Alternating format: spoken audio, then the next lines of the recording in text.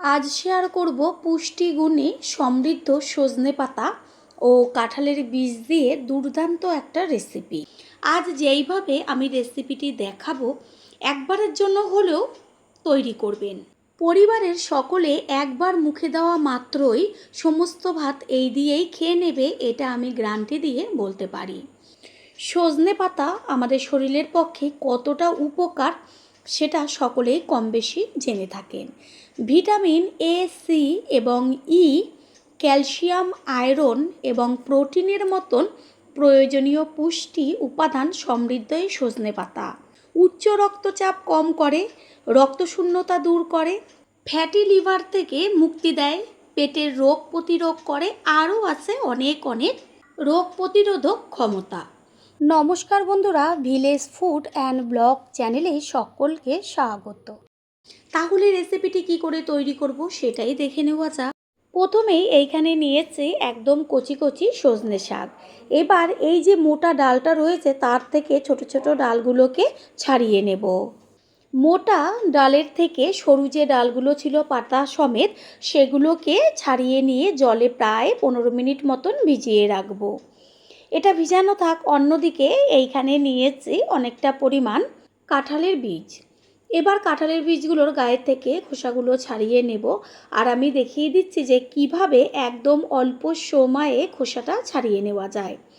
কাঁঠাল থেকে কাঁঠালের বীজটা বার করার পরে 2-1 দিন রোদে দিয়ে দেবেন, আর এই রোদে দেওয়ার পরে দেখবেন বীজগুলোর গায়ে থেকে খোসাটা কেমন ফেটে ফেটে যাচ্ছে।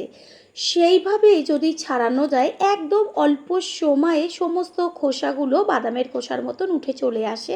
যেহেতু ফেটে ফেটে যায়, সেই ফাটা জায়গা দিয়ে টান দিলে পরেই খোসাটা বেরিয়ে আসবে। তাছাড়া ছুরি বা বটির সাহায্যে একটু সামান্য গায়ের থেকে অংশ একটু ছুলে নেবেন। তারপর বাদামের খোসার মতন উল্টোভাবে টান দিলেই খুব সহজে বীজের থেকে খোসাগুলো উঠে আসবে। আমি 5-6টা খোসা ছাড়িয়ে নিয়েছি। এবার কিভাবে আমি কেটে নেব সেটাই শেয়ার করছি। ছুরি দিয়ে গোটা বীজটাকে ধরে ওপরের দিকে লম্বা করে বেশ গোল গোল করে চাকচাক করে পাতলা করে কেটে নেব। কাটার পরে বা রান্না করার পরে এত সুন্দর লাগবে দেখতে, আর যে জিনিসটা দেখতে সুন্দর লাগে তার প্রতি খাওয়ার আগ্রহটাই যেন বেড়ে যায়। আমি হাতে তুলে দেখিয়ে দিলাম যে কিভাবে আমি কেটে নিয়েছি। এইভাবে সমস্ত বীজগুলো গায়ের থেকে খোসা ছাড়িয়ে তারপরে কেটে নিয়ে ফিরে আসছি। 15 মিনিট মতো সজনে শাকটাকে ডাল সমেত তো জলে ভিজিয়ে রেখেছিলাম, আরও 2 থেকে 3 বার জল পাল্টে ধুয়ে নিয়েছি। এবার পাতাগুলোকে ছাড়িয়ে নেব। আমি প্রথমে ডাল সমেত কেন পাতাটাকে ভিজিয়ে রেখেছিলাম বা ধুয়ে নিয়েছি, এই যে ডালের থেকে পাতাগুলো ছাড়াবার পর যদি ধোয়া হয় ভালো মতন ধোয়া হয় না, বেশ হাতে লেগে যাবে বা যেই পাত্রে দেবো সেই পাত্রে লেগে যাবে। সেই কারণে এরকম ডাল সমেত পাতা থাকা অবস্থাতেই ভালো করে জল দিয়ে ধুয়ে নেবেন। আস্তে করে ডালটাকে ধরে টান দিলে সমস্ত পাতাগুলো চলে আসবে। এইভাবে সব পাতাগুলো ছাড়িয়ে নিয়ে ফিরে আসছি। পাতাগুলোকে তো জল পাল্টে পাল্টে ভালো করে ধুয়ে নিয়েছি, আর কোনো রকম ধোবার দরকার নেই। আর এইদিকে আমি যে কাঁঠালের বীজগুলো কেটে নিয়েছিলাম সেটাকে আমি হাতে তুলে দেখিয়ে দিচ্ছি যে কিভাবে চাকচাক করে কেটেছি। খোসাটা ছাড়াবার কোনো রকম দরকার নেই গায়ের থেকে, ওই যে লাল অংশটা। এইখানে লম্বা লম্বা করে সরু সরু করে কেটে নিয়েছি রসুন, পেঁয়াজ আর ঝালের জন্য কাঁচা লঙ্কা। এবার গ্যাসের ওভেনে কড়াই বসিয়ে তাতে দিয়ে দিয়েছি অনেকটা জল। শাক যতটুকু দেবেন তার থেকে জলটা একটু বেশি দেবেন। গ্যাসের ফ্লেম প্রথমে হাই করে দেব, ভালো করে জলের সাথে শাকটাকে ফুটিয়ে নেব।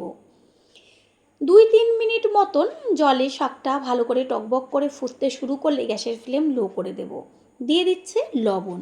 লবণটাকে জলের সাথে ভালো করে মিশিয়ে নেব। তারপর একটা ঢাকনা চাপা দিয়ে দেব 7 থেকে 8 মিনিট মতন। কাঁঠালের বীজ বা সজনে পাতা অনেক রকমভাবেই তো রান্না করেছেন, ঠিক এই পদ্ধতিতে একবার রান্না করবেন, মুখের থেকে স্বাদ যাবে না, এটা আমি বারবার বলতে পারি। শাকটা একদম নরম হয়ে গেছে আর জলের কালারটা কত সুন্দর চেঞ্জ হয়েছে।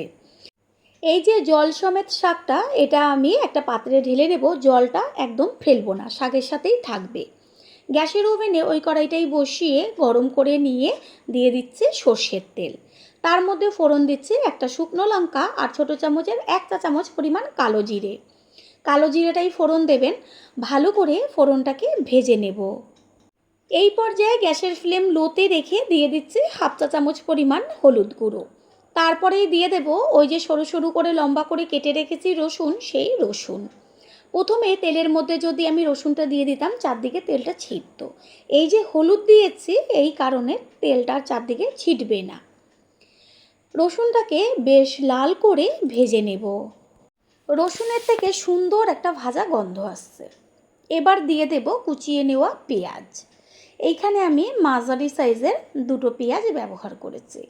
পেঁয়াজটাকে রসুনের সাথে মিশিয়ে নিয়ে ভালোভাবে ভেজে নেব।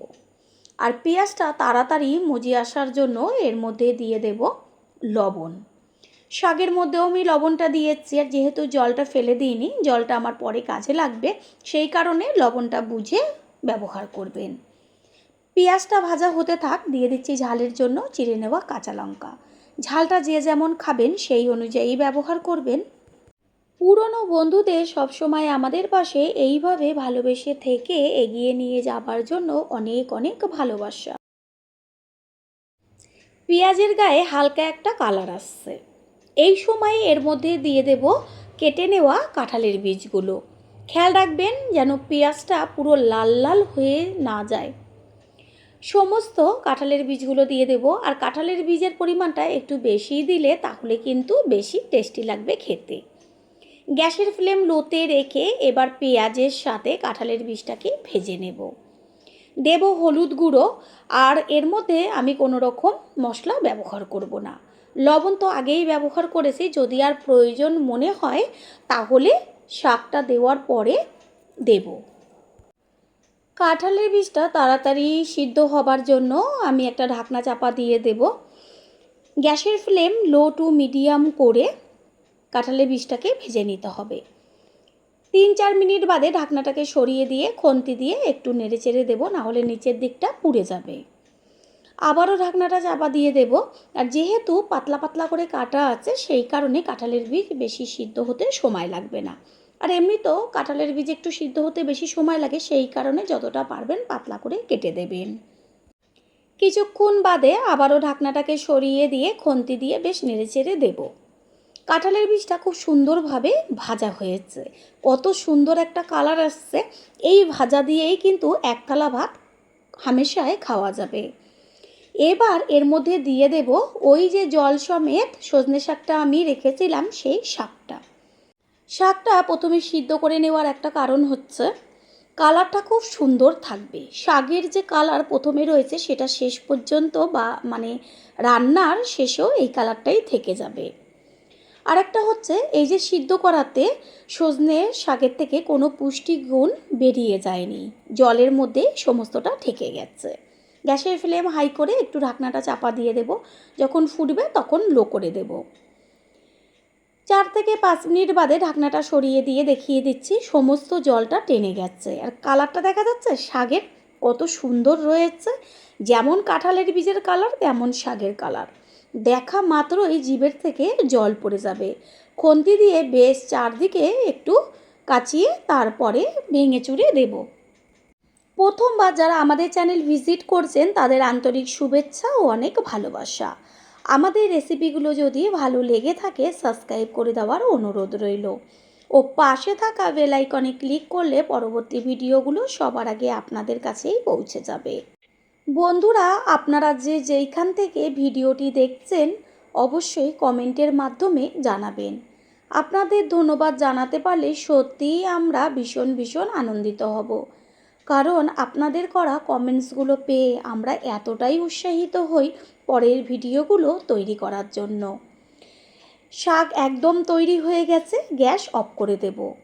আর সমস্ত কিছুর ব্যালেন্সটা ঠিক রাখার জন্য এর মধ্যে দিয়ে দেব একদম অল্প পরিমাণ চিনি। খুন্তি দিয়ে ভালো করে চিনিটাকে মিশিয়ে নেব। গ্যাসের ফ্লেম তো লোতে রয়েছে, আর 2 মিনিট মতন ভেজে নিলেই হয়ে যাবে, কারণ চিনিটা তো মিশবে শাকের সাথে। গ্যাস অফ করে দিয়েছি, এবার একটা পাত্রে তুলে নেব। আশা করি রেসিপিটি ভালো লাগলো। আর যদি ভালো লেগে থাকে একটা লাইক, কমেন্টস, পারলে একটা শেয়ার করে অবশ্যই জানাবেন। আপনাদের করা একটা লাইক ও লাইকের পাশে থাকা হাইপ আর একটা শেয়ার আমাদের কাছে অনেক অনেক গুরুত্বপূর্ণ। All friend, thanks for watching my video. আপনারা সকলে ভালো থাকবেন, সুস্থ থাকবেন। আবারও দেখা হবে অন্য কোনো রেসিপির এপিসোডে।